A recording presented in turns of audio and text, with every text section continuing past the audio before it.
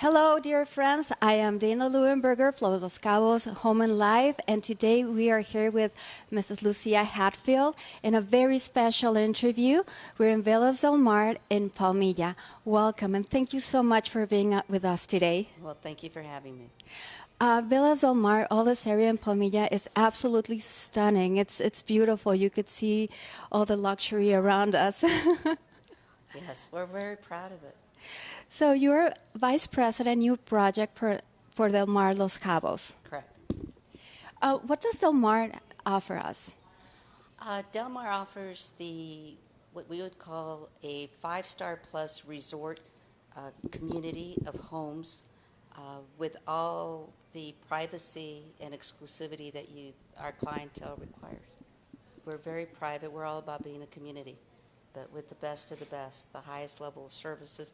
Actually, we pride ourselves on the fact that all the other developments that you see now have been chasing us for 20 years, and we're still here. I see. Changing. So we were talking before we got on air that this is a project that jump-started.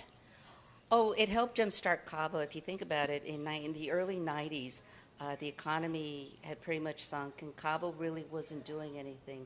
Don Cole had come in, and he'd built the golf courses, and my husband came to golf, and that's when he and his then partner, Ken Snitzer, saw the piece of property next to the one and only, and that's how we started. We bought some lots and just started building, and here we are 250 homes later, still building.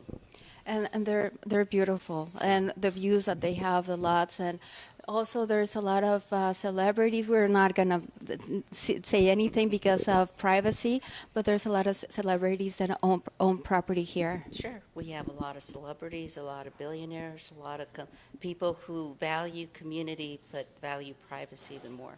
And so we're able to accommodate those requirements. Excellent. So, Mrs. Hatfield, when was the first time you came to Cabo? I came to Cabo New Year's Eve 1983 to spend 3 days in a place I'd never heard of before. So I came with my then boyfriend, and he said, let's go to Cabo. My response was, where's Cabo? What's Cabo? So it was a surprise. And 1983, and here we are, 2019, and I'm still here. And loving it. So you've seen all the changes that Cabo has had through the years. I have, and there's a part of me that misses the old Cabo. When I came here, Cabo was a very small community. There was one stoplight over at Pescador, and the roads were all dirt, and the community was very small.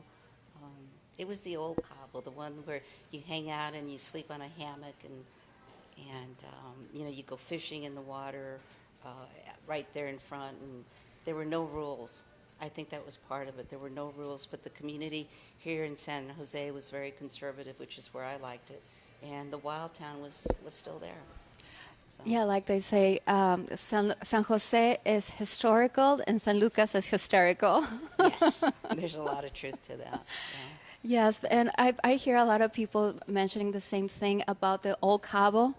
And I remember I had the fortune to start coming here since '81, so there has been a lot of changes, right? Yes, starting with the airport. But yeah, not all the changes have been good, but most of them, for the community, it's nice to see Cabo advancing. But it's still a very good place to come, either for vacation or to live, right? I think so. It's a very special place. If you think about it, one of the things that people come and they realize or they don't realize is how time slips away here. And I think part of it has to do with you get here and the light is so white and so relaxing that people come and they have a great time. It's a unique area. If you think about it, there's only about 5 or 6 regions in the world where you have the mountains, the desert, and the ocean all together. So there's something about the energy that creates that, people come and they keep coming back because, if you think about it, why do people come to Cabo? We're in the middle of nowhere, but it's a cool place. It is because of we're on the tip of the Baja, so it's kind of like an island. And back in the day, the only way you can access was through a yacht or by private plane. long time ago. Well, no, there was In the the airport too. 50s, yeah. Well, no, yeah, in the early 50s, when the hotel was built by Abelardo Rodriguez, he used to have an airstrip right here. And all the celebrities would come and they would land in the airstrip and they would hang out. But it was part of what was cool in the early 80s was when I got here, there was no telephones. So if you wanted to make a phone call, you had to come to the Palmilla Hotel, which was the gathering spot. It Okay. had the best bar, the only, I guess, brunch on Sundays. And you would make an appointment to make a call, and it was shipped to shore, and they would connect you to the States. So it was a great place to come and hide. I think that's what the lure of Cabo was originally, was you could come and hide, And just disconnect and relax, right? pretty much. Yeah. So your story is so interesting. You are a trial lawyer in the United States. Yes, yes I am. Yeah. 35 years now. 35. I'm getting older. It's good. That means I'm more and more seasoned, so that's important. So being a woman and a lawyer in trials must have been very challenging. Well, when I started, I practiced in Los Angeles originally, and in the plaintiff's bar, which means I represented the injured parties suing the companies and governmental entities and things like that. There were very few women trial lawyers, and so I grew up just with the guys, and they they weren't easy. They wanted to make sure they were tough and they were challenging, but I think that made me a better lawyer. I didn't hide behind the fact that I was a girl. I had to step up. And so, And like also for women that want to, like not every day is easy, right? Still, there's a lot of challenges for women in the workplace. So it's just to enjoy the process and try to get out there and out of your comfort zone. well, part of it is, yeah, being, if you really are serious about it, you have to be serious about it. You have to get the skills. You have to work hard. You have to make your breaks. You can't just rely on, it's going to sound terrible, but you can't just rely on being a pretty face. I mean, that may open doors, but you have to show results. And so it's much more important for women to take the chance and get prepared and work really hard, because I think you make your luck most of the time. And you build a character too. And also being independent as a woman is very important. My mom, actually, it started with my grandmother. I'm from Colombia originally, Bogota. And my grandmother was a very strong woman in the family. And she was very much about all the daughters being educated the same as the sons. And it was more about the importance of a girl growing up and becoming independent, so she didn't have to rely on what in the U.S. they call the MRS degree, the Mrs. degree. You can't rely on just on getting married and marrying well and being taken care of, because divorce happens, death happens, illness happens, and what happens if you can't take care of your family? So from generations back, the women in my family, we've been taught or pushed to become independent and self-sufficient. And I think being independent or having a semblance of independence really helps obtain a balance in a relationship. Because then, especially now with the millennials, I have two daughters, and for them it's all about equal contributions and working and being self-sufficient and having the boyfriend, the relationship, and being more equally matched, if that makes sense. So it's a whole new dynamic from when I was in my 20s. Yeah, because a lot of girls are taught, and this happens here a lot in Mexico, that they're looking for Prince Charming or whatever, and puts a lot of expectations on someone, when you can go out there and be your own person and go and be a go-getter and create your own profession, your own environment, your own world, right? Well, sure. If you think about it, we all live in our own mind. So what are you going to fill it with? And that's not to say that being a mom or a wife is, if that is the only thing you're doing, that's not a bad thing. All I'm saying is it's nice to have options. And if the option is you want to have, be married and have kids, that's great. But if you don't, that should be okay also. If you don't want to have kids, if you don't want to be married, if you want to be, more independent and do things on your own, that should be an option. But that comes through education and the importance of education. Also, educating ourselves every day by books or, those empowerment courses that you can take. All of that is good, right? I think so. I think anything you can do to learn anything, and it could be anything from learning a new recipe to learning to meditate to going out and working out or learning some new sport or some physical activity that gets you out of your stress level, that's important. So every day is a challenge. And you mentioned last time that we met that you were part of the junior league in Los Angeles. We were talking, I think, about domestic violence. Yes. And I was telling you that my history with domestic violence started actually in the early 90s. If you remember, in the United States, there was the big scandal about the O.J. Simpson, Nicole Brown murders. Yeah, and so of that course. was, Who can't remember? a big deal in the States. Can't forget that. So when I had joined the Junior League, I was involved in what they call the Public Policy Council. Junior League is an organization of women which trains women volunteers to go into the community, create projects that help some segment of the community, and then they get handed off to other community organizations to keep running. An example, for example, in Los Angeles was we created the Children's Hospital like about 100 years ago. And so we create big projects, hand them out. So when I was involved in public policy, the scandal hits. And I had to, public policy was, the advocating part, the advocacy part of the league. And so we decided to take on domestic violence as one of the issues. And I got to learn a lot about the statistics. We managed to change a couple laws and became very active. And it was really interesting because it talked about domestic violence, it's about power.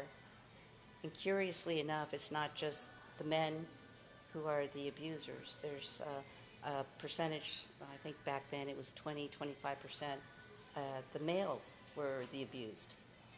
So it's about the imbalance of power and resources, and it's something that's, unfortunately is common in the States in all social levels, and it's common here.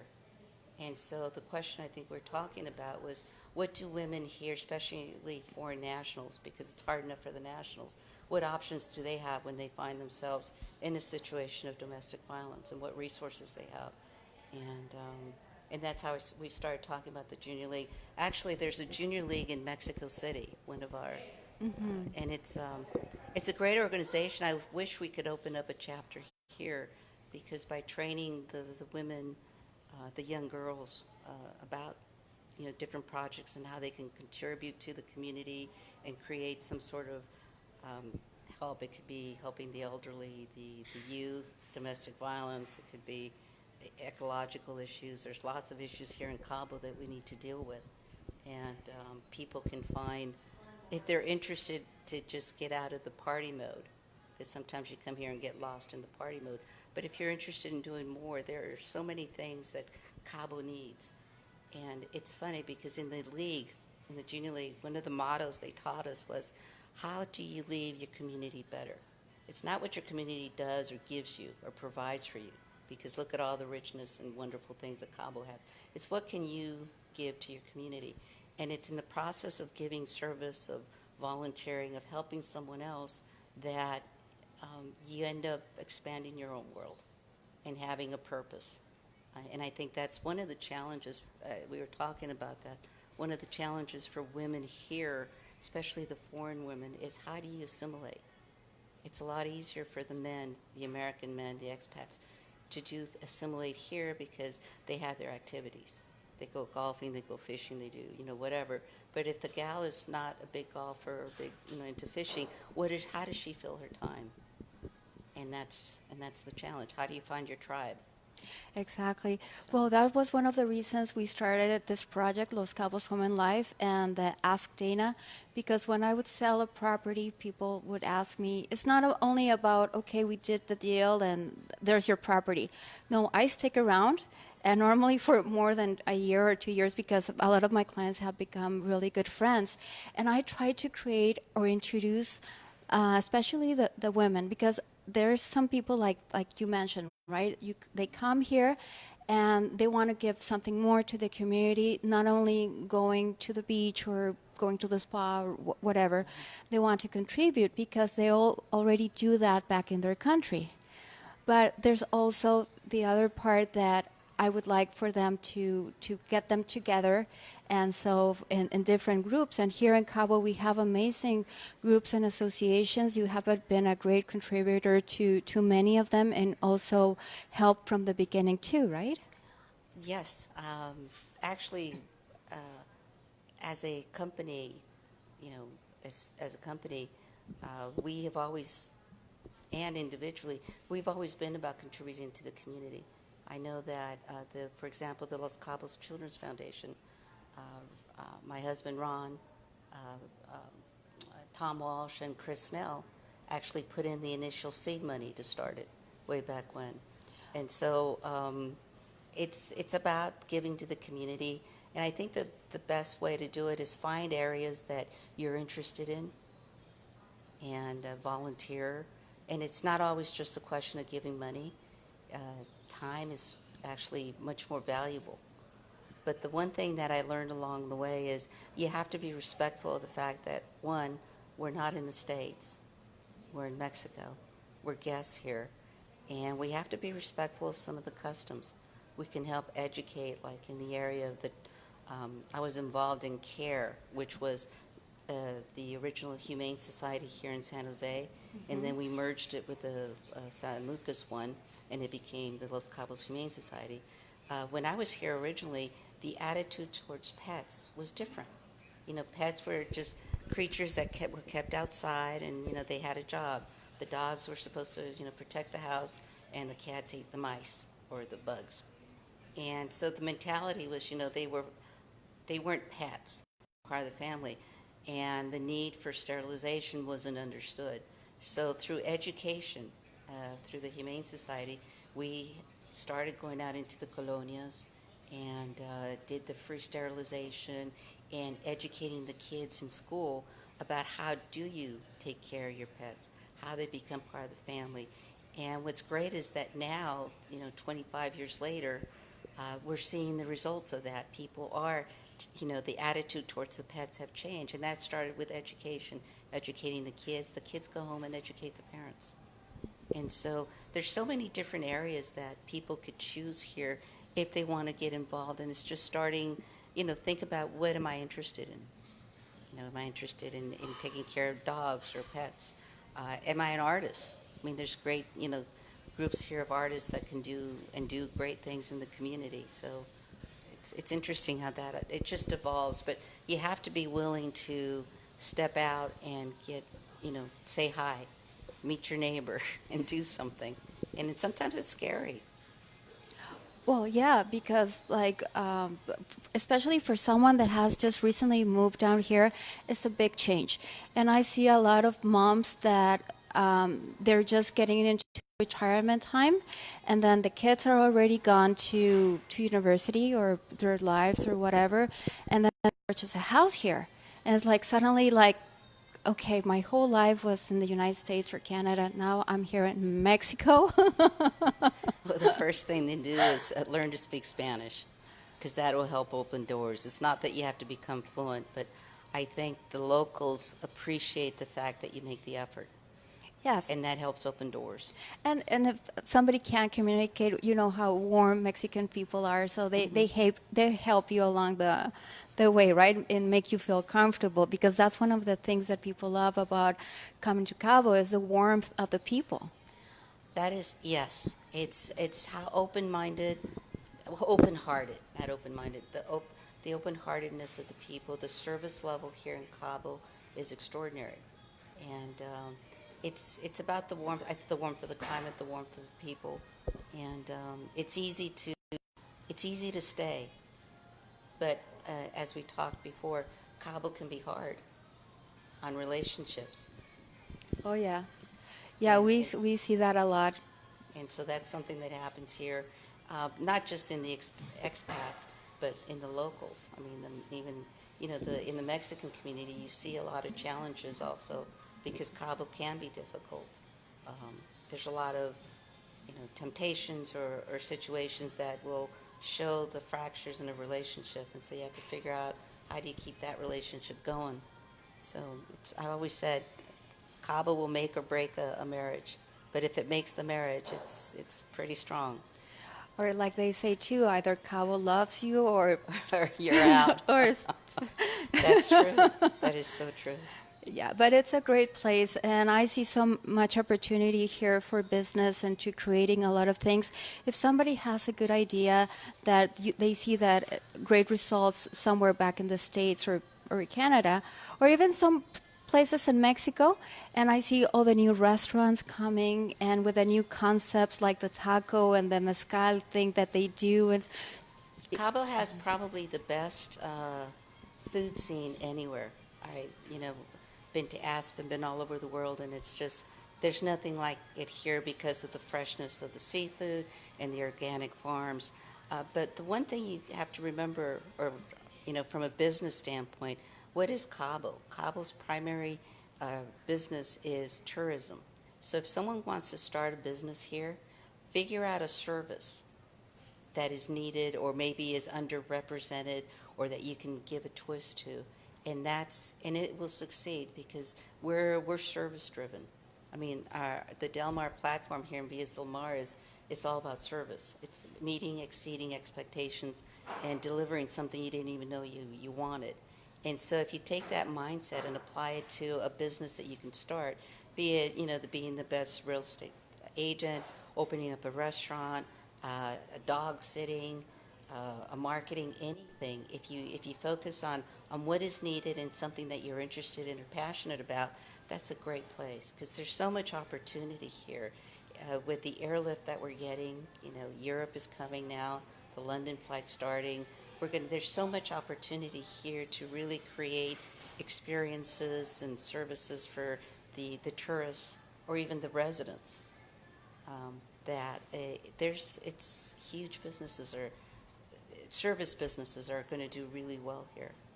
yeah, and I think that a key ingredient to be successful here is also about caring about the people you help, the people that you serve, and for them to be looked after. I know that for us it's about the concept of family. Our Villas Del Mar development here in Villas Del Mar, it's always been about the family. The family is not just your blood. The family is the people you work with. And so our attitude has always been we take care of our employees, they take care of us. And they're not even called employees, they're our collaborators, our friends, our family. And it's one of the values that we hold. And I think that's important to recognize that, by collaborating, you can create so many beautiful things. And what is it? Don't burn any bridges you don't need to. Yes, and don't step on anybody's. That's the key here. I think a big lesson that I learned early on, and that's important for the Americans and Canadians, the expats, to understand, and they don't really understand it necessarily, and that's how problems occur, is that here in Cabo, you don't know who's related to who. You could be at a restaurant and you're yelling at, or upset with a waiter or someone or being very rude to them, and for all you know, he's the cousin of the guy who's going to sign off on your building permit. That's and right. Guess what? They talk. And if you're in business, if you're a company, and everyone's related here, one way or another. And the concept of family is very important here.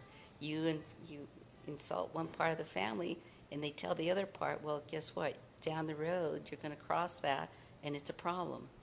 That is a very important, invaluable piece of information. Local knowledge. That's local knowledge, right?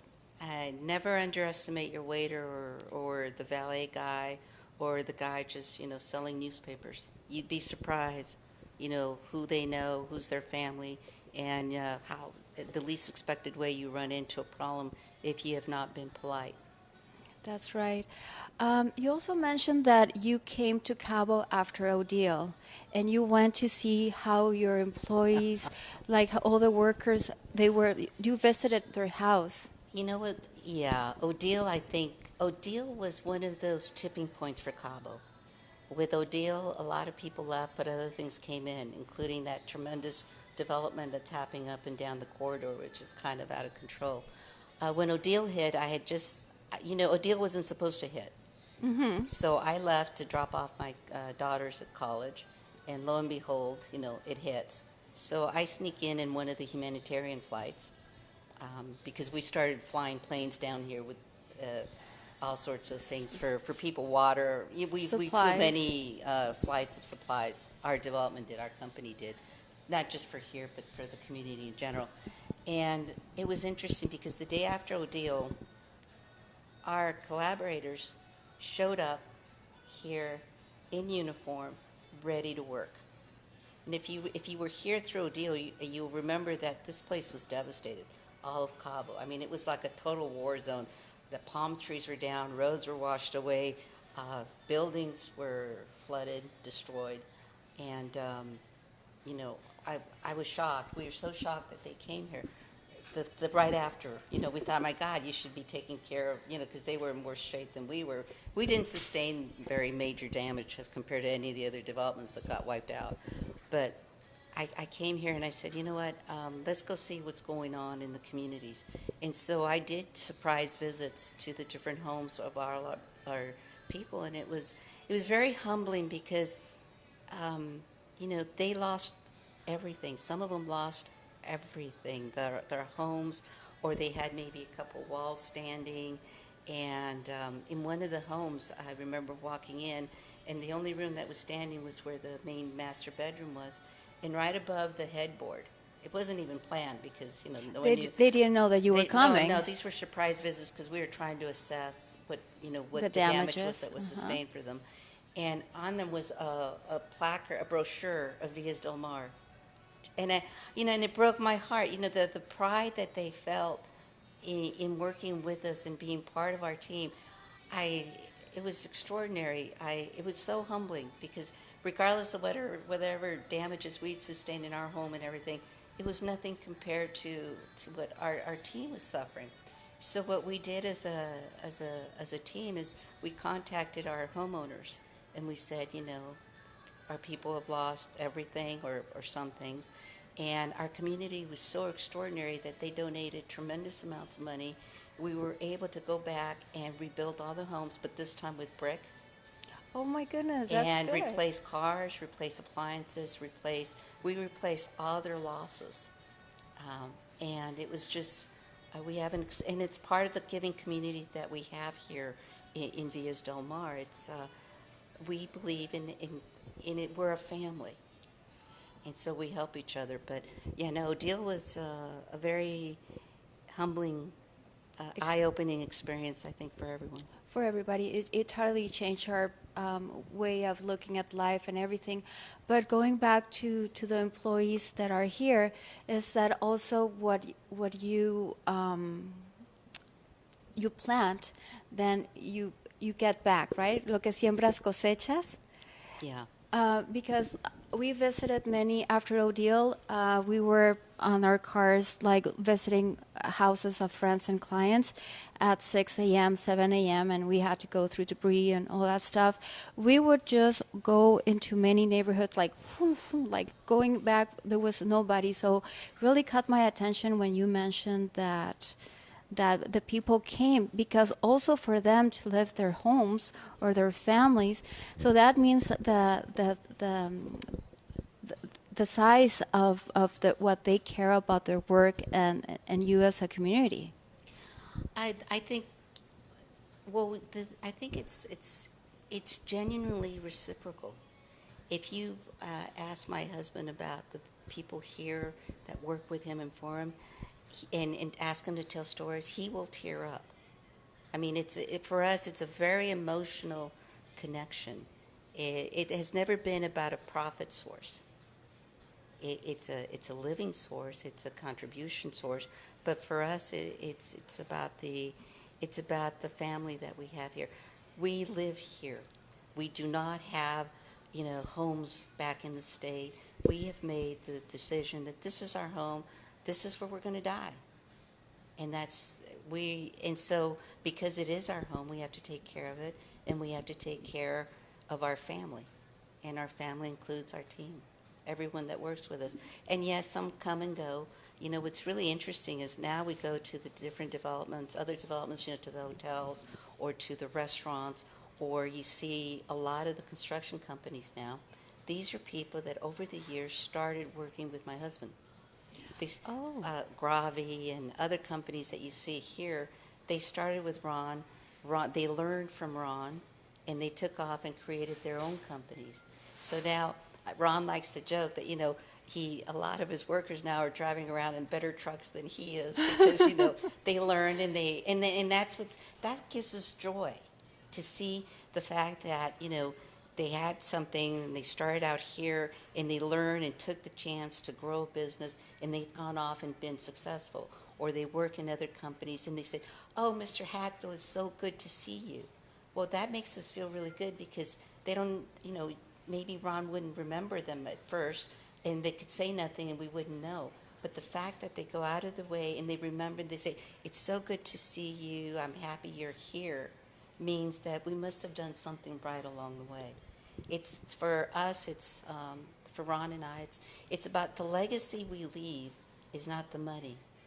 The legacy we leave is how did we help others improve their lives, even in a little way. And so that is, the community, the team, the family. This is why Cabo is home. Cabo can be tough on you. Cabo can be challenging, but the rewards here, if you focus on the right values, are immeasurable. That was one of the reasons that I am so grateful for you to give us this interview, because how many people at this moment need to hear that, right?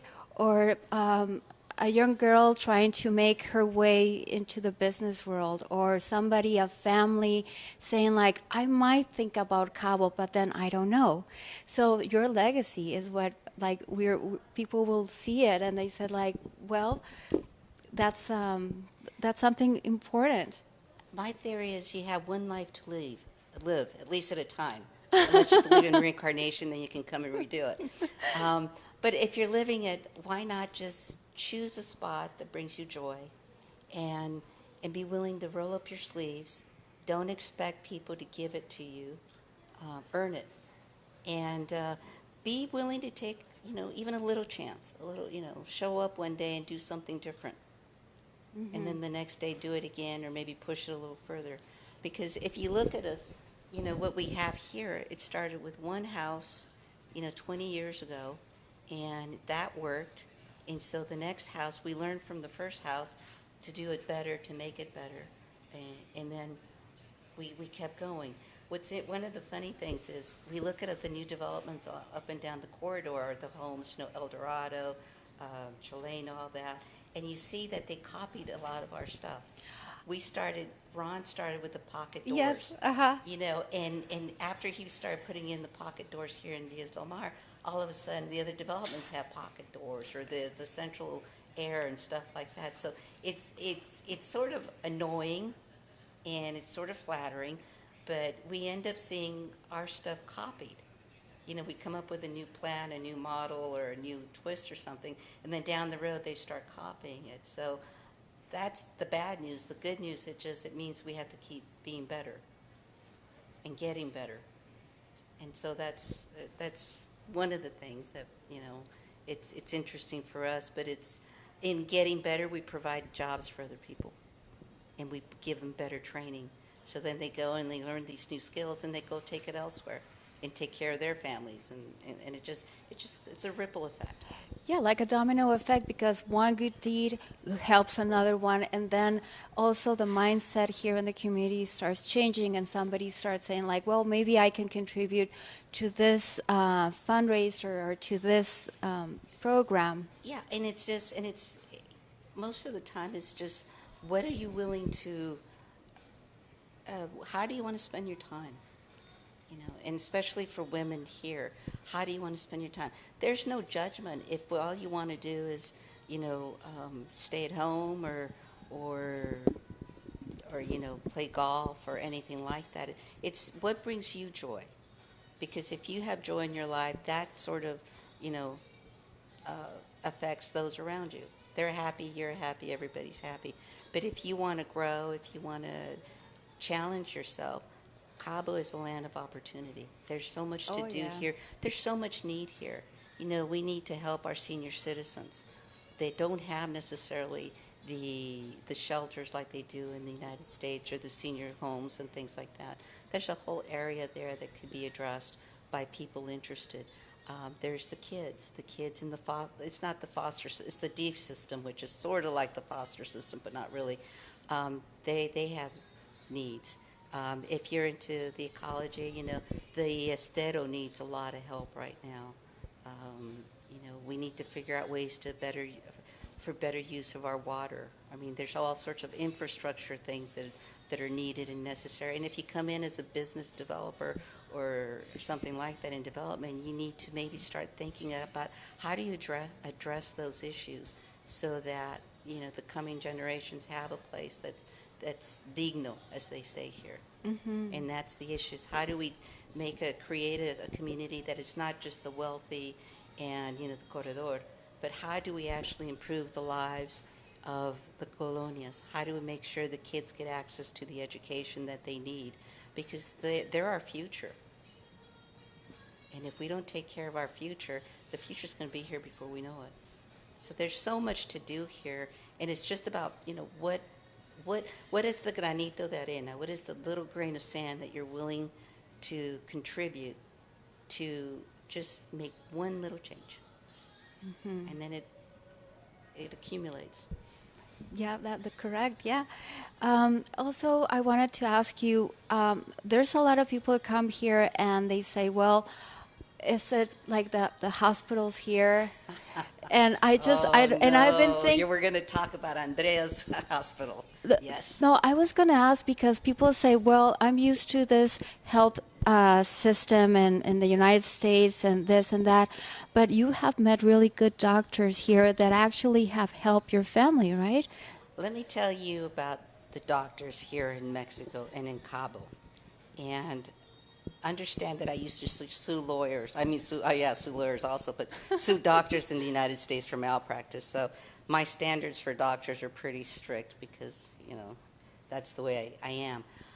I am thoroughly impressed with the degree of education and skill with the Mexican doctors. And I think the U.S. people and Canadians don't realize the fact that, for example, the doctors here are highly educated and they're constantly going to conferences to get better.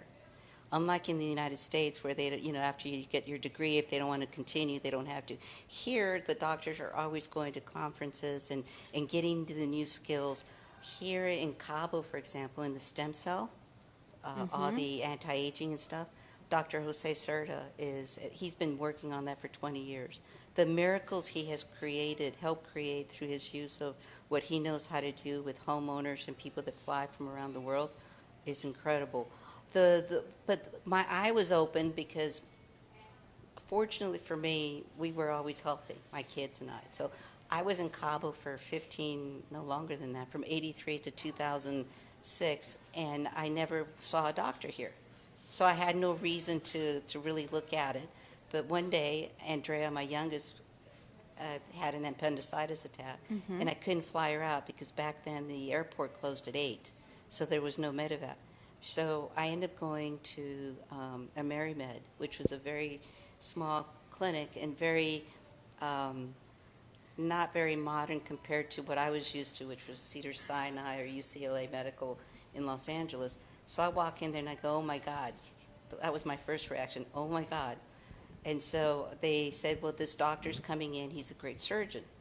And so I'm waiting for the doctor to come in, and I see coming through the emergency doors this short man in motorcycle leathers with a helmet walking down it. He introduces himself as Dr. Gilberto Insunza. He's Basque. I recognize the name as Basque. I'm Basque. Yes. And so I said, okay, this is a sign from the universe that maybe things are going to be okay. And I'm thinking, my mom had had an appendectomy 2 months before in Cedars, and they'd opened her from stem to stern. And this was my youngest daughter, and I'm thinking her bikini days are over, because I'm thinking the same thing's going to happen. So imagine my surprise when she comes out of the surgery, and the doctor, Gilberto, who I love him, I love him, I love him. I think he's the best doctor. We want to talk to him. You should talk to him. His skill set is incredible. He had operated on her through laparoscopic procedure, so she has no scar. And she was, 2 days later, she goes home. So I'm looking at this, and I know that I'm staying here at least, another year for my daughters to finish school, because we were here on a 2-year project that they were going to learn to speak Spanish and become more ingrained in this culture. And then we were going to go back to Malibu, which is where, my other life was. And so I'm thinking, okay, then the junior league. I tell you, it's funny how you do certain things and it all comes together. The junior league thing is, okay, what can I do here? Well, we need a hospital. So I said, all right. I happen to know Emiliano Cedillo. And at that point in time, he was building homes. And I go to Emiliano, I got the business for you. This is what we need to do because this is what's needed. So he and I and Paulino got involved, and we created the hospital project, which back then, this was in 2007, 2008, we got Scripps to agree to be the operator, but then the economy tanked, and so we had to start over. And eventually, Emiliano and Paulino and John, the new partner, they were able to build what is now known as H+, which is a hospital that has everything you could possibly need and want. And so now what's really cool is that we have extraordinary level of medical skill that's matched with a great hospital, where people no longer have to worry about, I have to get out of here, or if I get too old, I can't live here because the medical care is not adequate. I can assure you the medical care is more than adequate. And to tell you how life is funny and about, everything, there's a circle and a reason. The hospital project started with Andrea, and he's going to kill me now if I say this, but about 8 months ago, Ron ended up with peritonitis in the middle of the night, and I have to call the doctor. He comes over, Dr. Serta says, come over, and he says, we need to take him to the hospital. So we take him to H+, of course, because it was the hospital. Yeah. And who's on call that night but Dr. Gilberto Insunza, who I'm there once again looking at the emergency room doors, and he comes walking in at 2 in the morning in his, I think maybe the same set of leathers, I don't know, with his helmet. And all I could say is, Doctor, we have to stop meeting like this. Next time I'll invite you to dinner. But it's interesting, full circle. The hospital that started the project with my daughters ended up saving not only the doctor saved my daughter, but my husband was saved. So I love that story. That is an amazing story. And it was very important for me to mention about the doctors, because I hear it all the time. They say, a Mexican doctor he can just go and buy a medical certificate. No. They are so wrong. No. The level and the standard of care here and they're competitive. I mean, you have to understand, the doctors here are competitive with each other because they all want the business. So how do they get the business? They have to be really good. They have to be better. They have to offer things that others don't offer. And so, the medical care here, I would have no reason to go back to the States for any medical procedure. And my husband has now had several medical procedures here in Guadalajara or here, and he would never return to Houston. And Houston has the great medical centers, but we've been the doctors there have not offered options that the doctors here in Guadalajara had that worked. Very interesting. So all I can tell you is the level of care here is great. I mean, I have no doubt. So No, that was very important because that's one of the things that people worry about coming here, Yeah. where they go. And for people that the H hospital has the hotel next door, and then in Mercado. So I had a funny story because I had a client, and he said he was so impressed that he was having like a gourmet salad in his hospital bed. He said, Oh, yeah. Not anywhere in the world I have had such good hospital food. The hospital food is great, yeah, because you can't get it from their cow. But the one thing that I do want to mention that people don't realize, especially as you get older, is the fact that the nursing care here is great. You can go home and you'll have nurses that look after you, and it's harder to find in the States. The level of care that you get here is extraordinary, and it's very reasonably priced. So if you have an older relative who needs certain type of care, you can find the care here, and live, in a wonderful area, live a great lifestyle, and still take really good care of the family members that need the extra assistance. Because the nurses here are also extraordinary. They're very good and very caring. Yes. Also here, because of the weather, that's a lot of things that I hear. It's easier on your body than if you're back on the cold. Oh, there's nothing, on the joints. It's when you reach certain decades, different things start feeling or showing up. But on the joints, yeah, the warmth is really, it's nicer. The cold does get to you. And the weather here is perfect 10 months out of the year. 2 months, you have It's to really go, okay. warm. But it's like I say, it's not as warm as Houston or as humid. So if you can live in Houston or in the south of the United States, you can live a summer here in Cabo, and it's not that traumatic. You turn on the AC, and that's it. or you stay in the pool. And just to finish with the medical thing, also I've been noticing that some of my clients have been flying, especially from Canada down here, to get procedures done, because back there they can have them like in a waiting list. Like I have a really, really lovely friend, and he's waiting for like number 500 on the waiting list for a very important operation for his eyes. So he should just come down here. Well, yeah, come here, if not Cabo, Guadalajara. There's I'm blanking out on his name. He owns the Angeles Hospital, but he is an extraordinary eye surgeon, and they Okay. can do. I mean, Guadalajara has incredible doctors, and they're at the forefront. They're at the cutting edge. They are learning techniques, and they have technology that is still not allowed in the United States. And it's things that work that the rest of the world uses and have had great results. And if you can get on an airplane, you're going to pay a fraction of the price for, top of the line care, cutting edge care. And if you really are, interested in longevity and a quality of life, you need to really assess, okay, where can I get the best care at the most reasonable price with the best aftercare? And Mexico has it made. It's an extraordinary resource. Cabo is starting to pick that up, with the medical, all that medical travel stuff that they're getting. But it's an unknown. Talk about services. I told you, people, think about how you can tie that in, that the travel for medical procedures, what services are needed, that you can market in the United States, bring them here. I mean, that's a business source that for someone out there. Think about it. It's a growing demand because more and more of us are getting older, and we're looking for alternatives to enhance our quality of life. And what better place to come down here? Easy Mhm. flight, beautiful. 2 hour flight, 2.5 hour flight from most places, direct flights. More and more direct flights from all over the world are starting up. So this is a place that has an upside that's incredible. But if we're going to live here, we also need to take care of the people, that help us, the teams, the ones in the colonias. We need to take care of the kids. We need to take care of the environment. We need to figure out our water situation.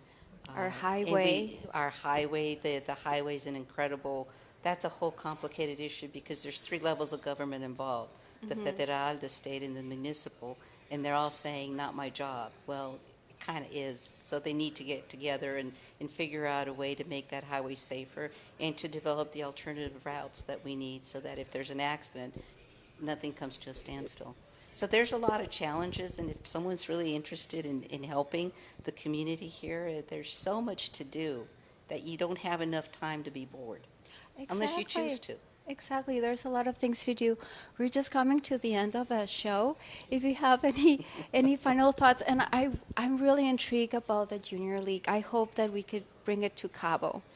I You know think what? that would be awesome. I'm happy to talk to you about it. I'm a sustainer in the Los Angeles League. These are leagues that are in all the towns, not all the towns, in major cities throughout the United States and in Mexico. Maybe we can investigate if Mexico is still active and they can open a chapter here. And I would be happy to help with that.